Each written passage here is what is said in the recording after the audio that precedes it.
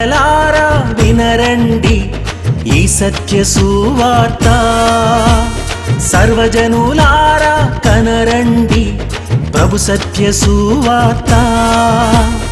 ఓ ప్రజలారా వినరండి ఈ సత్య సువార్త, సర్వజనులారా కనరండి. ప్రైజ్ ద లార్డ్, హల్లెలూయా. మరొక వారం మరల మిమ్మల్ని కలుసుకునే భాగ్యం దేవాతి దేవుడు నాకు అనుగ్రహించినందుకు ఆ దేవునికి నేను హృదయపూర్వకమైనటువంటి కృతజ్ఞతాస్తుతులు నేను తెలియజేస్తున్నా. ఈ రోజు వరకు కూడా ప్రభు రాకడ ఆలస్యమైందంటే కారణం తెలుసా? బహుశా మీరే కేవలం మీరే. ఒకవేళ మీరు ఇంకా రక్షింపబడనందు చేత మీ ఎడల దీర్ఘశాంతము కలిగినటువంటి వాడే ప్రభు తన రాకడ గురించి ఆయన ఆలస్యం చేస్తున్నాడేమో. హై ఫ్రెండ్, ఎంతకాలం ఇంకా మనం ఆ మోసపూరితమైనటువంటి జీవితం ఉందాం? ఎంతకాలం ఇంకా పాపభూయిష్టమైనటువంటి జీవితంలో ఉందాం? ఎంతకాలం మనం అలాగున్న దేవునికి విరుద్ధంగా మనం పాపములో, రహస్యమైనటువంటి పాపంలో మనం జీవిస్తూ ఉందాం? రండి, మారు మనసు పొంది రక్షణ అనుభవాన్ని పొందుకొని ఆ ప్రభు అయిన యేసుక్రీస్తు వారిని మన సొంత రక్షకునిగా అంగీకరించి యేసు రక్తములో మనం కడగబడినటువంటి వారమై కొనిపోబడేటువంటి ఒక గుంపులో మనం ఉండి మనం కొనిపోబడేటువంటి వారముగా మధ్యాకాశంలో కలుసుకొని ఆయన మనకి ఇచ్చేటువంటి ఒక బహుమతులు మనం పొందుకున్నప్పుడు మరలా తిరిగి అవి ఆయన వల్లనే మనకు కలిగినవి గనక ఆయన పాదముల దగ్గర పెట్టి ఆయనకు నమస్కారం చేసి ఆయన పూజించి ఆరాధించి ఆయనతో ఉండే గొప్ప భాగ్యం. వా వా వా ఎంతో అద్భుతమైనటువంటి ఒక విషయం. ఇది మీరు కలిగి ఉండాలని దేవుడు కోరుతున్నాడు. ఏ ఒక్కరూ నశించటం అది దేవుని యొక్క ఉద్దేశం కాదు. ఏ ఒక్కరు కూడా నరకానికి వెళ్ళటం అది దేవుని యొక్క ఉద్దేశం కాదు. ఏ ఒక్కరు కూడా విడువబడి యాతను అనుభవించడం, నరకమైనటువంటి నరక యాతను అనుభవించడం, లేకపోతే ఈ లోకంలో శ్రమలు మహాశ్రమల కాలంలో ఉండడం అనేటువంటిది అది దేవుని యొక్క ఉద్దేశం కాదు. మనం అందరం కూడా, ప్రతి మానవుడు కూడా, ఈ రోజున మరిముఖ్యంగా నా తెలుగు మాట్లాడే నా తెలుగు ప్రజలు, ఎందుకంటే నేను ఒక తెలుగు భాష మాట్లాడేటువంటి వాడిని కనుక ఉభయ రాష్ట్రాల్లో ఉన్నటువంటి నా తెలుగు సోదర సోదరిమణులైనటువంటి వారు మనం అందరం కూడా ఆ ప్రభు రాకడలో ఆయన కలుసుకొని ఆయన సిద్ధపరిచినటువంటి ఒక రాజ్యాన్ని మనం స్వతంత్రించుకోవాలి అనేటువంటిది ఇది దేవుడు నాకు ఇచ్చినటువంటి ఒక గొప్ప భాగ్యంగా మీకు ఈ సత్య సువార్తని నేను ప్రకటిస్తున్నా. స్నేహితులారా, వస్తానని చెప్పిన యేసయ్య రాకడ అతి సమీపించేసింది. త్వరగా వచ్చేస్తున్నారు ఆయన. మనం సిద్ధపడి ఉండాలి. ఆయన ఎదుర్కోవడానికి మనం సిద్ధపడి ఉండాలి. ఆయన కలుసుకొని ఆయనతో సదాకాలం ఉండేటువంటి ఒక గొప్ప భాగ్యాన్ని మనం సంపాదించుకోవాలి. లేదంటే ఏం జరుగుతుందో తెలుసండి, ఈ భూమి మీద విడవబడినటువంటి వారి యొక్క జీవితం ఏంటో, వారి యొక్క పరిస్థితి ఏంటో అది నేను మీకు జ్ఞాపకం చేస్తున్నాను. వాస్తవానికి ఈ విషయాన్ని నేను చెప్పడానికి గాను ఒక పాట జ్ఞాపకం వస్తుంది స్నేహితులారా. యేసు రాజుగా వచ్చుచున్నాడు అనేటువంటి ఒక పాటలో అంటాడు కదా, 7 ఏండ్లు పరిశుద్ధులకు విందవబోతోంది, 7 ఏండ్లు పరిశుద్ధులకు విందవబోతోంది, 7 ఏండ్లు లోకం మీదకు శ్రమ రాబోతోంది, 7 ఏండ్లు లోకం మీదకు శ్రమ రాబోతోంది, ఈ సువార్త మూయబడున్. ఇంకా చెప్పనా? ఈ సత్య సువార్త మూయబడున్, వాక్యమే కరువగును. అవును కదా, యేసయ్య రాకడ వచ్చేస్తే నేను ఎత్తబడిపోతా. ఇక నేను ఎత్తబడిపోతే నేను ఈ సత్య సువార్త చెప్పడానికి కూడా ఈ భూమి మీద ఉండను కదా. ఆ ప్రభు నన్ను మధ్యాకాశానికి రమ్మని ఆయన నన్ను పిలిచినప్పుడు మహిమ దేహములతో ఆయన ఎదుర్కొనే భాగ్యం నేను సంపాదించుకొని వెళ్ళిపోతే ఈ సువార్త మూయబడుతుంది, ఈ సత్య సువార్త మూయబడుతుంది. అలాగే నీ వాక్యము కరువైపోతుంది. కానీ ఈ లోకం మీదకి శ్రమల కాలం అనేటువంటిది రాబోతుంది. హే ఫ్రెండ్స్, ఎట్లాగో తెలుసండి, చెప్తాను ఆలకించండి ఈసారి. వాస్తవానికి మనం బైబిల్ గ్రంథంలో కనుక మనం చదువుకున్నట్లయితే తెస్సలోనికలు రాసినటువంటి 2వ పత్రిక 2వ అధ్యాయంలో నుండి 1-2 వచనాలు నేను మీ కొరకు చదువుతూ ఉన్నా. తెస్సలోనికలు రాసిన 2వ పత్రిక 2వ అధ్యాయము 5వ వచనం దగ్గర నుంచి ఉన్న మాటలు చదువుతున్నా. నేను ఇంకనూ మీ యొద్ద ఉన్నప్పుడు ఈ సంగతులను మీతో చెప్పినది మీకు జ్ఞాపకం లేదా? కాగా వాడు తన స్వంత కాలమందు బయలుపరచబడవలెనని వానిని అడ్డగించున్నది ఏదో అది మీరు ఎరుగుదురు. వాడు వానిని అడ్డగించేటువంటిది ఏదో అది మీరు ఎరుగుదురు. ధర్మ విరోధ సంబంధమైన మర్మము ఇప్పటికే క్రియ చేయుచున్నది కానీ ఇది వరకు అడ్డగించుచున్నవాడు మధ్య నుండి తీసివేయబడు వరకే అడ్డగించును. ఎప్పుడైతే అడ్డగిస్తున్నవాడు మధ్య నుండి తీసివేయబడునో అప్పుడు ఆ ధర్మ విరోధి బయలుపరచబడును. ప్రభువైన అయిన యేసు తన నోటి ఊపిరి చేత వానిని సంహరించి తన ఆగమన ప్రకాశము చేత వానిని నాశనము చేయును. ఎవరి ధర్మ విరోధి? అడ్డగిస్తున్నటువంటిది ఎవరు? అడ్డగించినటువంటి వాడు తీసివేయబడిన తర్వాత బయలుపరచబడేటువంటి ధర్మ విరోధి ఎవరు? ఇప్పుడు జస్ట్ ఒక చిన్న మాటగా మీరు అర్థం చేసుకోవడానికి ఇలా చెప్తాను, ఆలకించండి. ఫర్ ఎగ్జాంపుల్, ఈ రోజు ప్రభు అక్కడ జరిగింది అనుకుందాం ఉదాహరణకి సుమా అండి, అంతేగాని ఈరోజు నేను చెప్పేసి నేను డేట్ చెప్పట్లే. I want be very much aware that I don't want be a false profit. అబద్ధ ప్రవక్తగా ఉండడం నాకు ఇష్టం లేదండి బాబు. ప్రభు రాకడ గురించి సిద్ధపరుస్తున్నానే తప్ప ఏమో ఏ క్షణం ఎక్కడియో నాకు తెలీదు. ఈలోగా ఇళ్ళంతా వెతికాం, ఎక్కడ కనబడలే, కేకలేస్తున్నాం, ఇంటి పక్కన దగ్గరికి వెళ్ళాం. ఈలోగా ఆ ఇంటి పక్కన ఉన్నటువంటి వాళ్ళు కూడా కొంతమంది ఏమన్నారంటే మా ఇంట్లో కూడా యేసు బాబు అంటే అంతసేపు ప్రార్థన చేసుకున్నా మనిషి కనబట్లేదని అని చెప్పేసి వాళ్ళు అంటారు. ఇలాగ వీళ్ళందరూ కలిసి పోలీస్ స్టేషన్కి వెళ్తారు. పోలీస్ స్టేషన్కి వెళ్ళి పోలీస్ స్టేషన్లో కంప్లైంట్ ఇద్దామంటే ఇప్పుడు అంతా వైర్లెస్ కార్డ్లెస్లు ఇవే ఉన్నాయి కదండి ఈ రకంగాను. సో వీళ్ళు ఏంటంటే ఒకటే గోళ ఏంటంటే మాకు ఇక్కడ ఎంతమంది అయ్యారు, ఇక్కడ మిస్ అయిపోయారు, ఇక్కడ ఎంతమంది మిస్ అయిపోయారు, అక్కడ ఎంతమంది మిస్ అయిపోయారు. ఈ వైర్లెస్ దానిలో వస్తానే ఉంది, సౌండ్ వస్తూనే ఉంది. ఎస్పీ గారు లేక ఇంకా పెద్దవాళ్ళు, ఇంకా డిఎస్పీ గారు, లేకపోతే ఐజీలు గారు, లేకపోతే ఇలాగ ఒక్కొక్కరి దగ్గర నుంచి, ఇది హోమ్ మినిస్టర్ గారి దగ్గర నుంచి, కేంద్ర హోమ్ మినిస్టర్ గారి దగ్గర నుంచి అందరూ హడావడైపోతుంటారు. ఏమైపోయారు ఎవరికి ఊహించలేనటువంటి రీతిగా. ఇది మన ఇండియాలోనేనా, మన ఆంధ్ర తెలంగాణలోనేనా, మొత్తం ప్రపంచం అంతా వచ్చేసిందండి. అప్పుడు ఏమవుతుంది, ఐక్యరాజ్య సమితికి వెళ్ళిపోద్ది కప్పుకుని న్యూస్. ఐక్యరాజ్య సమితికి ఇంత పెద్ద ఇది కింద తయారైపోయి ఏమైపోయారంటే ఇప్పటికీ అసలుకే మనకి ఎలియన్స్ అని చెప్పేసి తెగ చూపించేస్తున్నారు కదండి మనకి టీవీల్లో వీటిలో కూడాను. ఎక్కడి నుంచి వచ్చిన అంతర్గత వాసులు అని చెప్పేసి అని, ఇది ఇంకొక గ్రహం నుంచి వచ్చినటువంటి అంతర్గ్రహ వాసులు అని చెప్పేసి అని ఎవరెవరినో చూపిస్తున్నారు. ఆ మధ్యలో ఏదో మనకి టీవీలో కూడా చూపిస్తూ, లేకపోతే యూట్యూబ్లో కూడా పెట్టి దూతల్లాగే ఎదురొచ్చి ఒక పెద్ద బోర్లాడదోడు పట్టుకొని ఏదో ఇంటి మీద కాసేపు నడిచి మళ్ళీ జీయే నిలిపోయినట్టుగా ఏదో సినిమాలో చూపించినట్టుగానే కనబడినటువంటి రీతిగా యూట్యూబ్లో దాన్ని చూపించినటువంటి. సో ఇలాంటి విషయాలన్నీ కూడా కనబడుతుంటే మనుషులు గలిబిలైపోతుందన్నమాట. ఏమైందో మనకు తెలియలేదనేటువంటి రీతిగా ఇలా కంగారు పడుతూ ఏం జరుగుతుందంటే మొత్తం యావత్ ప్రపంచం అంతా గడగడలాడిపోతుంది. ఏమైంది, ఎవరైతే పోయారు, ఎక్కడికి వెళ్ళిపోయారు, ఏమైపోయారు అనేటువంటి రీతిగా ఒక తీర్మానానికి వచ్చినప్పుడు అప్పుడు బయలుదేరతాడు నాకు ఆయనే ఏమంటారంటే అంత్యక్రీస్తు లేక క్రీస్తు విరోధి, క్రీస్తులాగా వచ్చేటువంటి శాంతి దూత. బి కేర్ఫుల్ అండోయ్. ఇప్పటికే చాలామంది శాంతి దూతలనే పేరుతో ఈ లోకంలో పరిగణించబడుతూ ఉన్నారు. శాంతి బహుమతులు లేక శాంతి పురస్కారాలు సంపాదించుకొని నేనే శాంతిని తెస్తున్నాను, ప్రపంచానికి శాంతిని తెస్తున్నాను, యుద్ధాలు ఆపించేశాను, నేను దేశాలనే కల్పించేశాను, దేశాలను ఏకం చేసేసాను, నానా రకాలుగా చెప్పుకునేటువంటి వాళ్ళు నానా రకాలుగా ఉన్నారు. అందుకని ఏమంటాడంటే ఇక్కడ తెస్సలోనికి రాసినటువంటి పత్రికలో ఇప్పటికే ధర్మ విరోధ సంబంధమైనటువంటి క్రియ ఆల్రెడీ పని చేస్తూనే ఉంది. అంటే అంత్యక్రీస్తుకు సంబంధించినటువంటి కార్యాలు జరుగుతూనే ఉన్నాయి. ఎక్కడికక్కడ కొంతమంది మనుషులు ఏం చేస్తారంటే మేము సమాధానం ఇస్తాము, మేము శాంతిని కలిగిస్తాము, మేము ఏకమ చేపిస్తాము, ఈ టైపులో మానవులు తయారవుతున్నటువంటి వాళ్ళు ఎంతోమంది కనబడుతున్నారు. అందుకని లోకంలో దైవజనులైనటువంటి వాళ్ళు లేక పండితులైనటువంటి వారు ఇలాంటి విషయాల్లో ఒక్కొక్క ప్రశ్న వారు కలిగి ఉంటూనే ఉన్నారు. ఏమో ఒకవేళ ఈయన అంత్యక్రీస్తు అవుతాడేమో, ప్రపంచానికి ఒక నాయకుడిగా ఉండినటువంటి ఈయన అంత్యక్రీస్తు అవుతాడేమో, మత సంబంధంగా నాయకుడిగా ఉన్న ఈయన అంత్యక్రీస్తు అవుతాడేమో, ఇలాగని వాళ్ళు చెప్పుకున్నారు. నేను ఇప్పుడు ఆ మాటలు నేను చెప్పను. ఏం చేద్దానంటే నాకు అప్పుడే నేను ఆ డీటెయిల్స్ నేను అంతలాగా నేను చెప్పడానికి నేను తెగించను.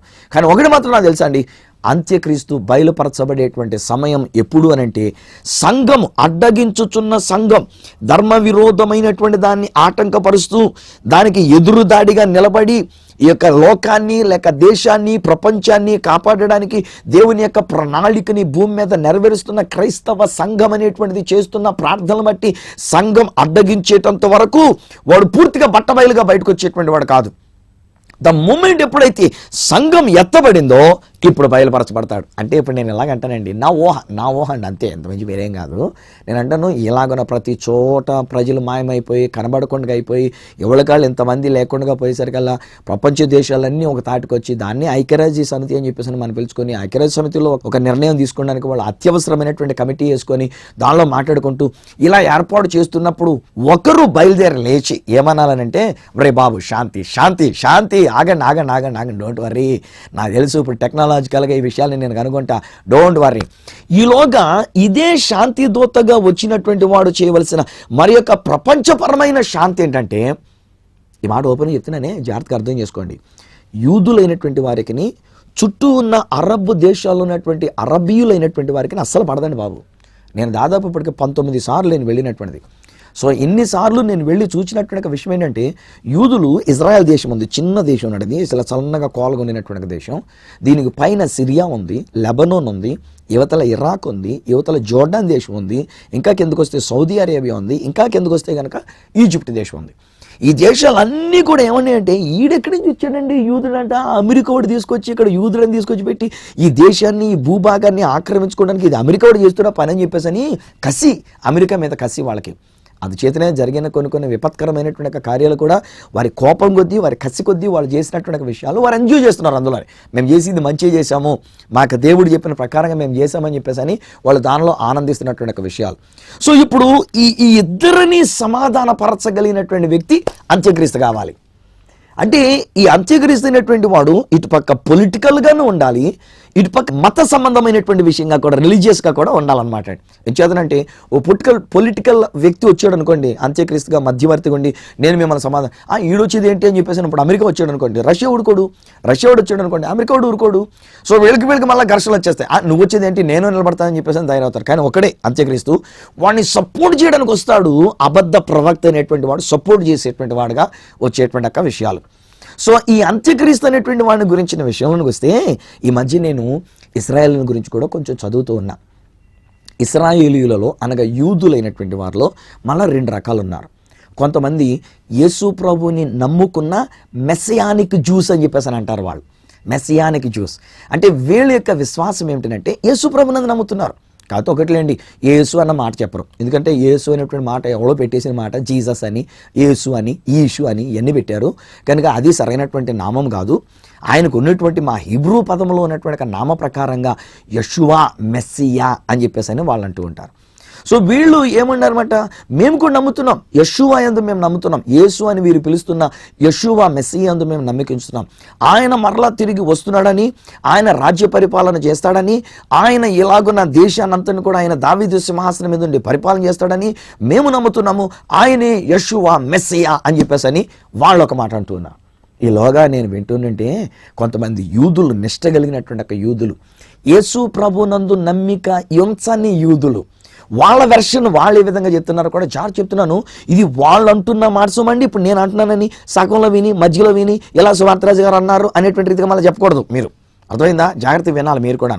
యూదులయ్యుండి యేసుని మెస్సియగా నమ్మని జుడాయిజం సంబంధించినటువంటి వాళ్ళు ఏమన్నారంటే, ఓహో వీళ్ళేదో చెప్తున్నారు యేసు ప్రభు మెస్సియా అని, కానీ మా మెస్సియాని మేము ఎదురు చూస్తున్నటువంటిది ఎవరు అని అంటే యూదా గోత్రములో నుంచి రావాల్సినటువంటి వాడు, దావీదు వంశములో నుంచి రావాల్సినటువంటి వాడు.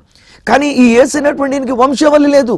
ఏం చేతనంటే ఇతడు యోసేపు యొక్క కుమారుడు కాడు, కన్యకకు పుట్టినటువంటి ఒక కుమారుడు అని వీళ్ళు అంటున్నారు. అంటే మా దావీదు వంశములో నుంచి వచ్చినటువంటి వాడు కాడు గనుక ఈయన మా మెస్సియా కాడు అని అంటారు యూదులైనటువంటి వాళ్ళు యేసు ప్రభుని గురించినటువంటి విషయం. చాలా జాగ్రత్త వినండి, మనసు పెట్టి వినండి. ఈ కొద్ది నిమిషాలు కాసేపు కాన్సన్ట్రేషన్ చేద్దామే, కొన్ని పనులు అలా కట్టి పెట్టుకుందాం ప్లీజ్ ఫ్రెండ్స్. ఏం చేతనంటే వెరీ ఇంపార్టెంట్. ఎందుకంటే సాతానుడు మనల్ని గలిబిలి చేస్తాడు, మళ్ళీ సాతానుడు మనల్ని మభ్యవారి చేస్తాడు అనమాట. దీనిలో నుంచి మళ్ళీ రాంగ్లోకి వెళ్ళిపోయేటట్టు చేస్తుంటాడు. అందుకని జాగ్రత్తగా వింటున్నాం. యూదులు యేసుని మెస్సియగా అంగీకరించని నిష్ట కలిగిన యూదులు వాళ్ళేమన్నారంటే ఈ యేసును గురించి మాట్లాడుతూ నో ఈయన మా మెస్సియ కాడు, ఎందుకంటే మా మెస్సియా వంశావళిలో నుంచి రావాలి, దావీదు వంశంలో నుంచి రావాలి. అందుకే నేను అనుకుంటాండి, ఆ మధ్యలో కొన్ని కాలం క్రితం నేను వెళ్తున్నప్పుడు, ఇజ్రాయెల్ దేశం వెళ్తున్నప్పుడు మొదట్లో బాగానే ఉండేది, నా పేరు మా నాన్నగారి పేరు సన్ ఆఫ్ సోయన్స్ అని చెప్పేసి. కానీ తర్వాత ఇప్పుడు వాళ్ళు ఇజ్రాయెల్ దేశంలో పెట్టిన రూల్ ఏంటంటే మీ తాతగారి పేరు కూడా చెప్పండి అని పెడుతున్నారు. ఇప్పుడు మనకి వీసా రావాలంటే, ఇజ్రాయెల్ దేశంలో వీసా రావాలంటే మన పేరు, మనం ఎవరు కొడుకుమో, ఆ తాత ఆయన ఎవరు కొడుకో అనేటువంటిది కూడా పెట్టాలంట. మన వంశావళి కావాలని అడుగుతున్నారు. ఎందుకంటే యూదులు ఎప్పుడు కూడా వంశావళిని బట్టి వీడు యూదుడా కాదా అనేటువంటి రీతిగా తీసుకునేటువంటి విషయం వాళ్ళు. యేసు ప్రభుని గురించి కూడా అందుకని అంటారు వాళ్ళు ఏమంటారంటే ఈయన మా మెస్సియా కాడు అన్నారు. రెండోది, యూదులు యేసుని మెస్సియగా అంగీకరించని యూదులు ఏమన్నారంటే యేసు ప్రభుని గురించి, ఈ మా మెస్సియా వస్తే ఆయన ఇన్స్టాల్మెంట్ బేసిస్ మీద ఆయన పనిచేయడం అని అన్నారు వాళ్ళు. అంటే వాళ్ళు ఏమని ఏలాకోలం చేస్తున్నారంటే ఈ యేసు ప్రభు అంట 2000 సంవత్సరాల క్రితం మెస్సియగా వచ్చాడంట, అప్పుడు ఆయన చేయవలసిన పని చేయలేకపోయాడంట, పూర్తి చేయలేదంట, సంపూర్తి చేయలేదంట. అందుకనే ఇప్పుడు 2000 సంవత్సరాల తర్వాత మరలా ఆయనంట తిరిగి వచ్చి మెస్సియగా కంప్లీట్ చేయనటువంటి పని ఇప్పుడు కంప్లీట్ చేస్తాడంట. ఇది ఎలా కుదురుద్ది అని అన్నారు వాళ్ళు. ఆయన మాట నేను వింటుంటే, ఆ యూదుడైనటువంటి ఆయన నిష్ట కలిగినటువంటి ఆయన మాట నేను వింటుంటే ఆయన అంటాడు కదా, ఈయన మా మెస్సియాని మేము ఎదురు చూస్తున్న ఆయన ఇన్స్టాల్మెంట్ మీద అప్పుడు కొంత 2000 సంవత్సరాల తర్వాత ఇంకొంత ఇలా కంప్లీట్ చేసేటువంటి వాడు కాడు. వచ్చాడంటే కనుక దావీదు వంశం నుంచి వస్తాడు, వచ్చినట్టుగా యూదులకి అరబ్బులకి మధ్య ఉన్నటువంటి ఈ భేదాన్ని లేదా గొడవల్ని తీసివేసి మాకు సమాధానాన్ని పరిపూర్ణంగా ఇచ్చేటువంటి వాడు దావీదు వంశంలో నుంచి వచ్చే మా మెస్సియా కొరకు మేము ఎదురు చూస్తున్నాం అన్నారు. అవునండి, ఎదురు చూడాలి వాళ్ళు. ఇచ్చేదనంటే యేసుక్రీస్తు ప్రభు మన యొక్క మెస్సియా, ఇప్పుడు మరలా తిరిగి ఆయన త్వరగా రాబోతున్నాడు. ఏ క్షణమో ఏ గడియో మనకు తెలియదు. వాళ్ళ యొక్క నిద్రమత్తు కలిగినటువంటి మనసు మనకు రక్షణ భాగ్యాన్ని కలిగించింది. ఈ రోజున మనము యేసుక్రీస్తు ప్రభునందు ఆయన చేసిన బలియాగమందు ఆయన యొక్క రక్తమునందు మనం విశ్వాసం ఉంచినటువంటి వారమై, యేసు రక్తములో మనం కడగబడినటువంటి వారమై, ఆయన రాకడ మధ్యాకాశాన్ని జరిగినప్పుడు మనం ఎత్తబడేటువంటి ఒక గుంపులో మనం మధ్యాకాశానికి వెళ్ళి ఆయన ఇచ్చే బహుమానాలు తీసుకొని ఆయన పాదాల దగ్గర పెట్టి ఆయనకి నమస్కరించి పూజించడానికి మనం సిద్ధపడుతుంటుండగా, ఎప్పుడైతే సంఘం ఎలా ఎత్తబడుతుందో ఇప్పుడు యూదులే ఈ వ్యక్తిని గుర్తించి ఏమనాలంటే మా మెస్సీ అనాలి. ఎందుకో తెలుసండి, ఈనాడు వెయిలింగ్ వాల్ అనేటువంటి దాని దగ్గర, అనగా వెస్టర్న్ వాల్ అని పిలుస్తున్నటువంటి దగ్గర, అనగా యెరూషలేము దేవాలయానికి పడమట వైపు నుండినటువంటి గోడ వీళ్ళు 1967వ సంవత్సరం జూన్ నెల 1వ తారీఖు నుంచి 6వ తారీఖు వరకు 6 దినాల యుద్ధము మోషే డయానా యొక్క నాయకత్వంలో చేసి సంపాదించుకున్నటువంటి గోడ దగ్గరికి వెళ్ళి ఈ రోజు కూడా చూస్తారండి, పగలు రాత్రి 24 గంటలు వాళ్ళు అక్కడ ప్రార్థనే ప్రార్థన. ప్రియ స్నేహితులారా, ఇశ్రాయేలీయులు ప్రార్థన చేస్తే దేవుడు వెంటనే జవాబిస్తాడు. ఐగుప్తులో ఉండి వారు ప్రార్థన చేస్తే దేవుడు జవాబు ఇచ్చాడు. బబులోన్లో ఉన్న యూదులు ప్రార్థన చేస్తే దేవుడు జవాబు ఇచ్చినాడు. ఇప్పుడు ప్రపంచ దేశాలు చెదిరిపోయిన యూదులు ప్రార్థన చేయగా 1917వ సంవత్సరంలో బల్ఫోర్ డిక్లరేషన్ అయినటువంటి బ్రిటిష్ ప్రభు ద్వారా డిక్లరేషన్ చేయబడినటువంటి ప్రకారంగా యూదులు తిరిగి వచ్చారు. 1948 మే నెల 14వ తారీఖున వాళ్ళకి స్వాతంత్రం అనేటువంటిది అనుగ్రహించబడింది. 1967వ సంవత్సరంలో ఆ దేశాన్ని వాళ్ళ యొక్క పాత పట్టణం అనేటువంటి యెరూషలేం పట్టణాన్ని వాళ్ళు స్వాధీనం చేసుకోగలిగారు. ఇక ఎదురు చూస్తుంది ఏంటంటే, అక్కడ యెహోవా దేవుని కొరకు దేవాలయం కట్టబడాలి. వాళ్ళు అనుకుంటున్న ఏ గోత్రంలోంచి వచ్చినటువంటి వాడు ఏ మానవుడు కానీ మొత్తానికి అతడు మెస్సియా అని చెప్పేసి వీళ్ళు అనుకొని మనమందరూ మధ్యాకాశానికి మన యేసయ్య దగ్గరికి మనం కొనిపోబడితే ఈ యూదులు ఏమనుకుంటారంటే, ఈయన మా మెస్సియా, అసలైన మెస్సియా, వంశావళి నుంచి వచ్చిన మెస్సియా అని ఆయన్ని పొగిడి తీసుకొని వెళ్ళి దేవాలయంలో కూర్చోబెట్టాలి. బైబిల్ గ్రంథం చెప్తుందండి, దానియేలు గ్రంథంలో, ప్రకటన గ్రంథాల్లో కనుక మనం చూసినట్లయితే హేయమైనటువంటి దానిని బలర్పించేటంత వరకు దాదాపు 3.5 సంవత్సరాల పాటు వీళ్ళు మా మెస్సియా మాకు అర్రబ్బులైనటువంటి వారికి శాంతి ఒప్పందాన్ని కుదిర్చిన మా మెస్సియా అని తెగ పొగుడుకుంటారు, తెగ ఆరాధిస్తారండి. హేయమైనటువంటి దాన్ని బలర్పించినప్పుడు అప్పుడు వాళ్ళు కళ్ళు తెరుచుకుంటారు. అరే ఇదేంట్రా, మనం దేవునికి యెహోవాకు మనం బలర్పించేటప్పుడు ఇలాంటి హేయమైన దానిని మనం అర్పించడం తగదే, వీడేంటి ఇలాగ అర్పించాడు, అయితే వీడు మన మెస్సియా కాదనమాట అని తెలుసుకునేసరికి వాడు ఆ యూదులైనటువంటి వారిని కూడా చిత్రహింసలు పెట్టడం జరుగుతుంది. ఈలోగా దేవుని ఉగ్రత పాత్రలు ఈ భూమి మీద కుమ్మరించబడుతున్నాయి. స్నేహితులారా, ప్రకటన గ్రంథం 4వ అధ్యాయం దగ్గర నుంచి 19వ అధ్యాయం వరకు ఉన్నటువంటి మాటలు మనం చదువుకున్నట్లయితే చాలా క్లియర్గా ఎలాంటి ఉగ్రత అనేటువంటిది ఈ భూమి మీదకి దిగి రాబోతుందో, ఎలాంటి పరిస్థితులు ఈ భూమి మీద ఉండబోతున్నాయో, ఎలాంటి భయంకరమైనటువంటి పరిస్థితులు ఎదుర్కోబోతున్నామో ఇది చాలా క్లియర్గా తెలియచెప్తున్నాడు.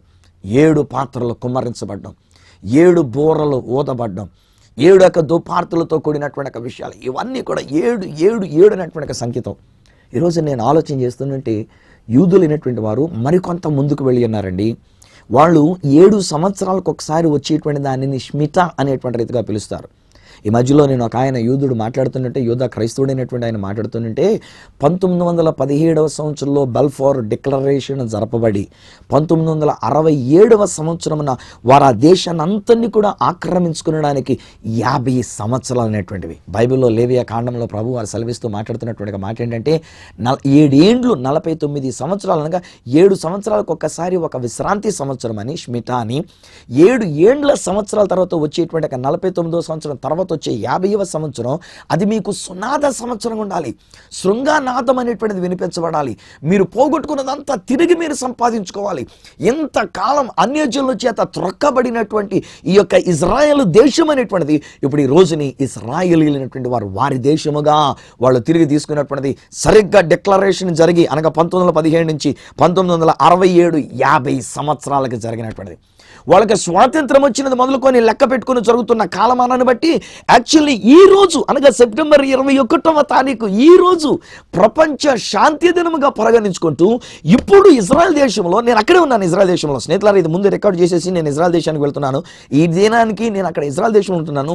బోరల పండుగ అనేటువంటి రీతిగా వారు చేసుకుంటూ వాళ్ళు ఎదురు చూస్తున్న విషయం ఏంటంటే something is going to happen అని అంటున్నారు. వాళ్ళు అనేకమైన విషయాలు తెలియజెప్తున్నారు. 7 ఏళ్ల సంవత్సరాల ప్రకారంగా, 7 సంవత్సరాలకు ఒక కార్యం జరుగుతున్న ప్రకారంగా ఈ సెప్టెంబర్ మాసంలో జరిగేటువంటి ఒక కార్యం ఏదో దేవుడు ఒక వార్నింగ్ ఇవ్వబోతున్నాడు. అమెరికాకే ఒక హెచ్చరిక చేయబోతున్నాడు.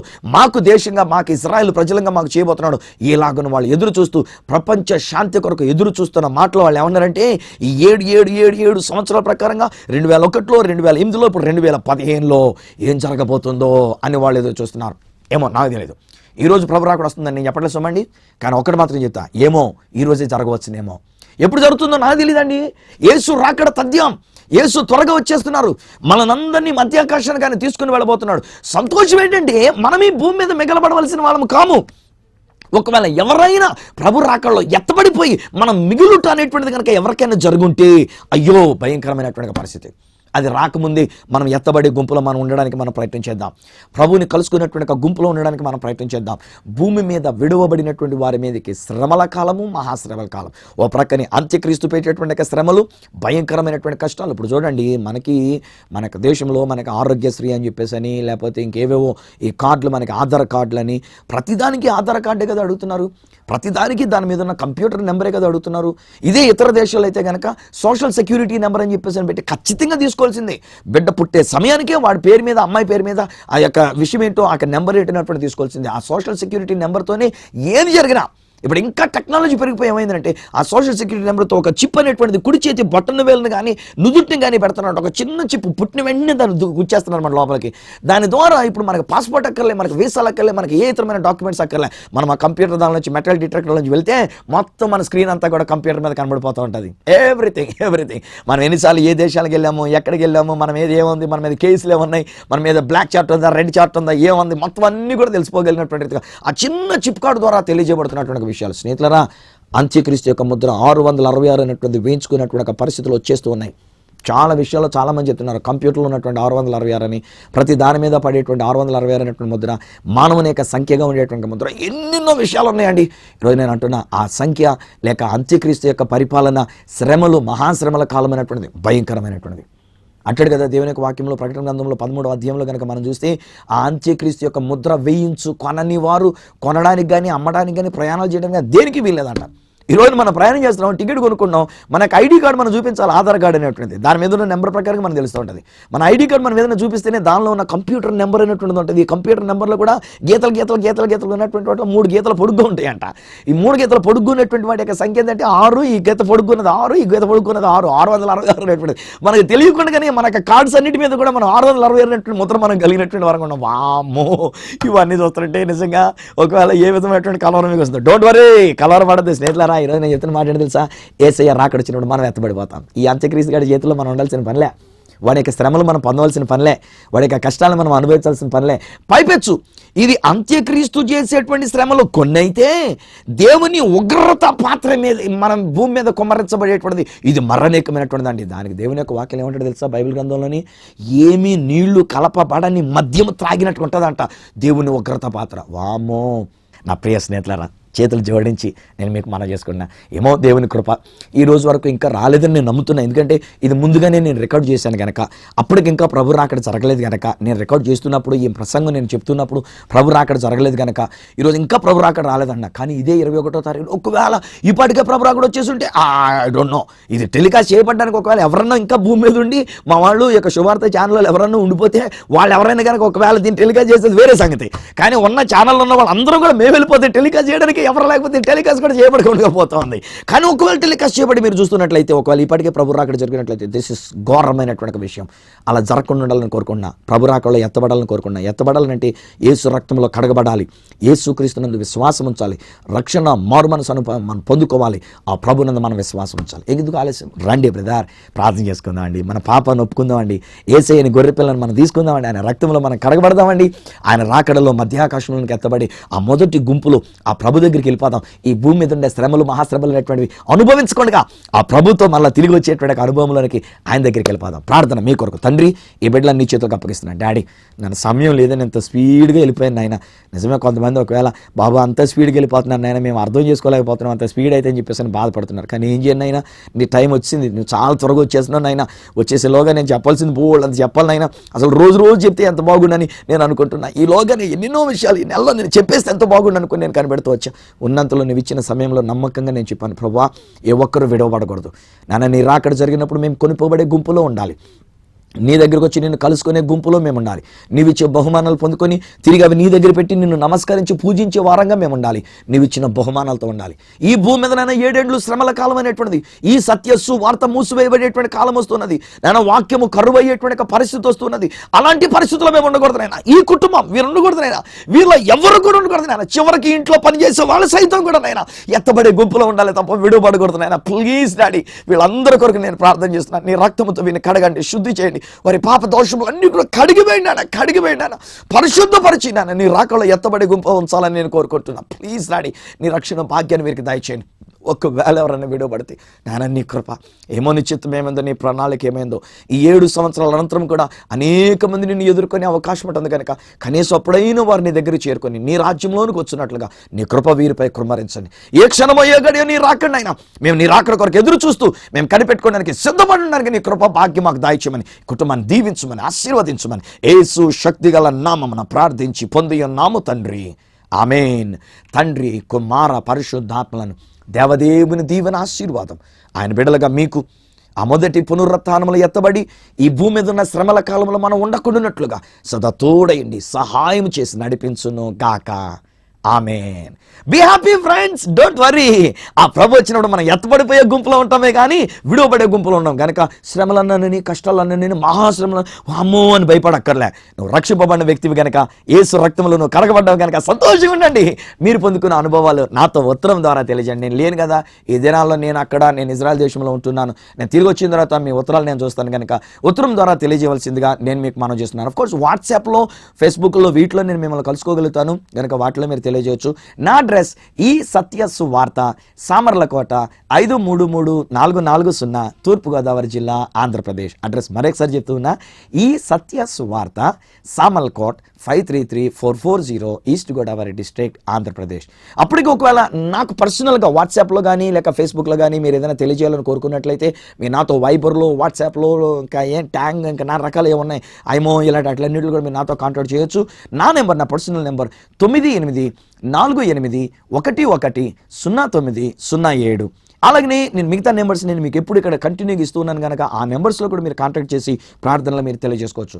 నా ఈమెయిల్ ఐడి isathyasuvarta@gmail.com. మళ్ళీ వచ్చే వారం ప్రభు రాకడ ఆలస్యమైతే మిమ్మల్ని కలుసుకొని మరొక సువార్తమానాన్ని మీ కొరకు నేను తీసుకుని వచ్చేటంత వరకు త్వరగా రానన్న ఆ యేసయ్య చేతులకు మిమ్మల్ని అప్పగిస్తూ మీ దగ్గర సెలవు తీసుకున్న మీ ప్రియ సహోదరుడు ఈ సత్య సువార్త రాజు.